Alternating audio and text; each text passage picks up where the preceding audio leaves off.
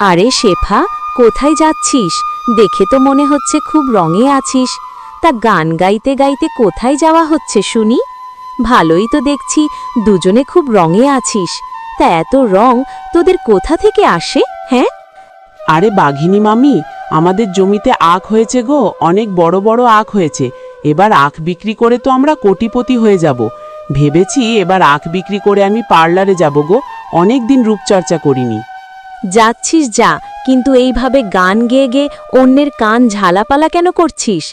আমাদের জমিতেও তো আখ ফলিয়েছে, কই তোদের মতো তো এত রং নিয়ে বাহিরে ঘুরি না, আর গান গেয়ে গেয়ে অন্যের কান ঝালাপালাও করি না, যত সব।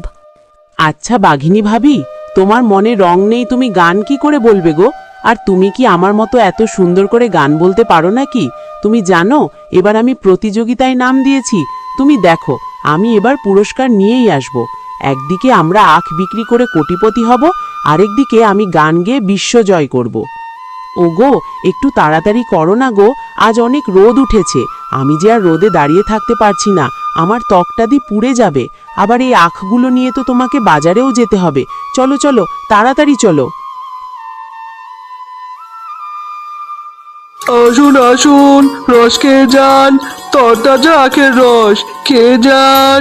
দাদারা, দিদিরা, টাটকা আখের রস খেয়ে যান, একবার খেলে বারবার খেতে চাইবে। ও মিচকে ভাই, তোমার জমির আখের রস দেখে তো টাটকা মনে হচ্ছে, আর মনে হচ্ছে খুব সুস্বাদু হবে। আমাকে এক গ্লাস দাও তো। কি গো, তুমি আজকে তাড়াতাড়ি বাড়িতে চলে এলে? আর তোমার মনটা এমন খারাপ কেন? আজকে কি বেচা কেনা হয়নি নাকি? তোমাকে যে বাজার আনতে বলেছি সেটাও তো আনোনি। হ্যাঁ গিন্নি, আজকে আমার বেচা কেনা হয়নি।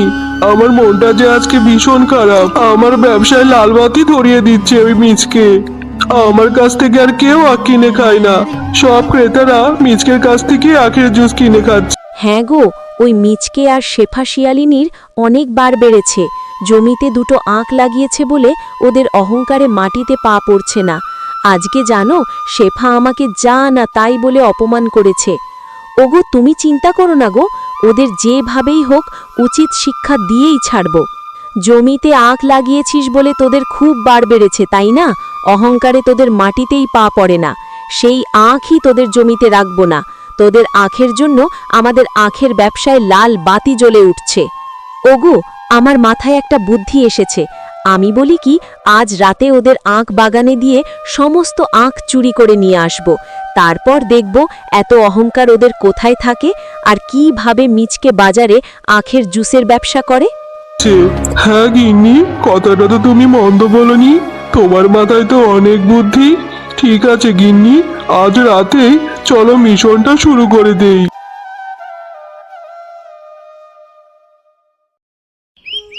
ওগো চলো চলো, আমার যে খুব ভয় করছে।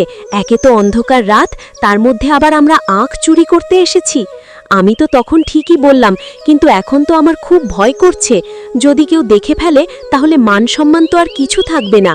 চলো আজকে এই কটাই কেটে নিয়ে যাই, আবার না হয় কাল আসবো। কাল এসে সবগুলো কেটে নিয়ে যাব। চলো চলো, আর দেরি করো না।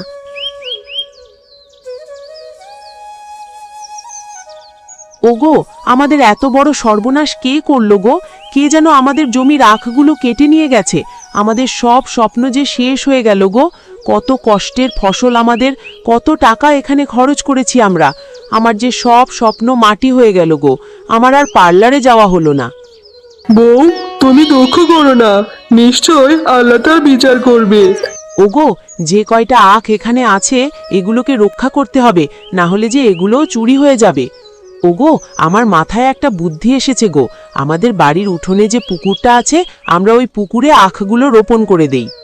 কিন্তু বউ, যে এখান থেকে আখ চুরি করতে পেরেছে সে আমাদের বাড়ির উঠোন থেকেও আখ চুরি করতে পারবে।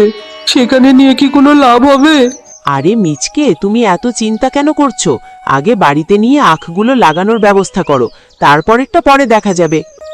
ওগো, আমার মাথায় আরও একটা বুদ্ধি এসেছে গো।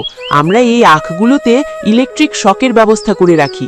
যেই আমাদের আখগুলো চুরি করতে আসবে, ইলেকট্রিক শক খেলে নিশ্চয়ই ধরা পড়বে। হ্যাঁ শেফা, তোমার মাথায় তো অনেক বুদ্ধি।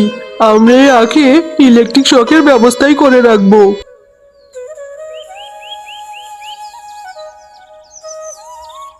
গিন্নি চলো চলো, রাত হয়ে গেছে, আমরা আমাদের মিশনটা শুরু করে দেই।